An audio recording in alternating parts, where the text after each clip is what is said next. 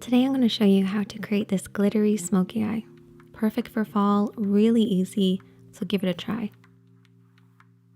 As with every look that we do, we always start off with an eyeshadow primer. This will give your shadows something to hold on to. However, if you don't have an eyeshadow primer, concealer and then a little bit of translucent powder over the top will still work pretty well.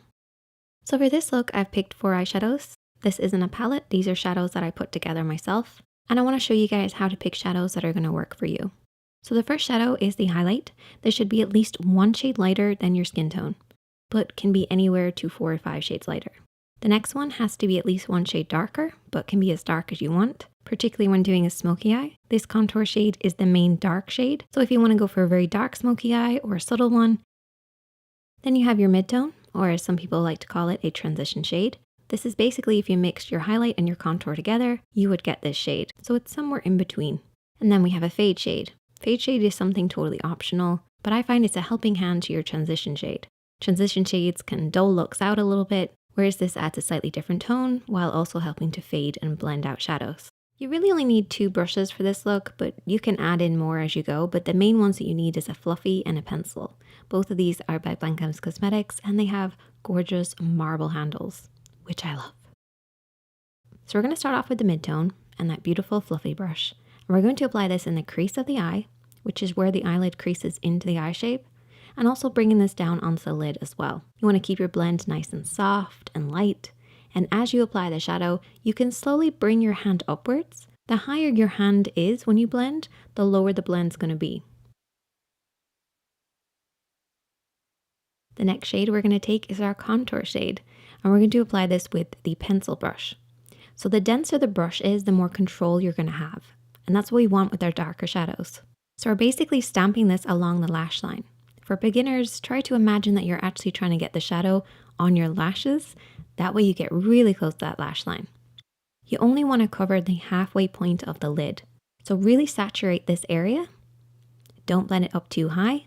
And you should end up with something that looks like this. What we're going to do is we're going to have our brush a little lower and we're going to smudge and blend over the top of this.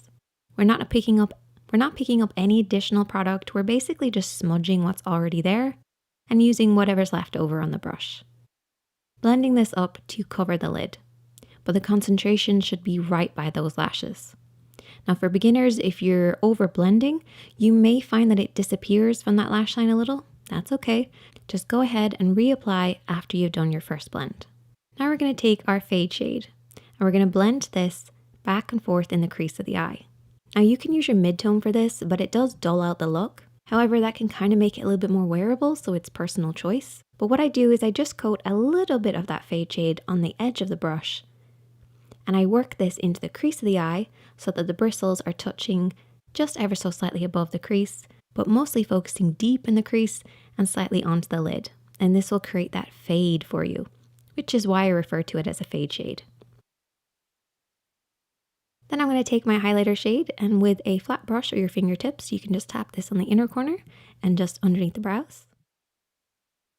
And then we're going to go ahead and apply some glitter. Now for beginners, I would recommend using glitter liners.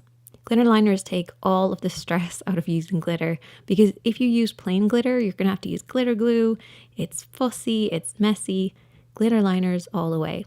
Just make sure to apply a very thin layer and slowly build it up.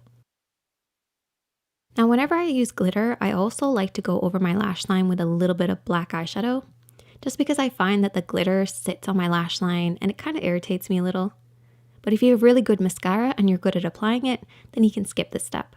I also like to apply this just underneath the lower lashes to add some definition. However, if you wanted, you can just go in with that contour shade and just apply that underneath there as well. And you can use a pencil brush, a flat brush, or an angled brush for this, or even just a Q-tip.